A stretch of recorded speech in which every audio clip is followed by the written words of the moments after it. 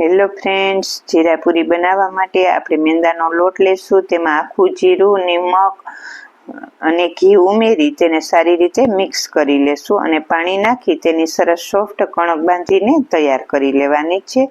આપણે આ કણક બંધાઈ જાય પછી આપણે તેમાંથી એક મોટો લુવો લેશું અને એની મોટી રોટલી બનાવી તૈયાર કરી લેશું।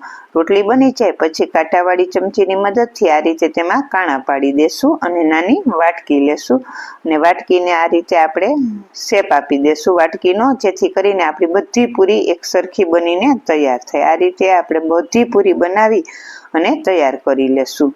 તો આપણી બધી પૂરી બનીને તૈયાર થઈ ગઈ છે। આપણે તેને ગરમ તેલમાં તળી લેશું।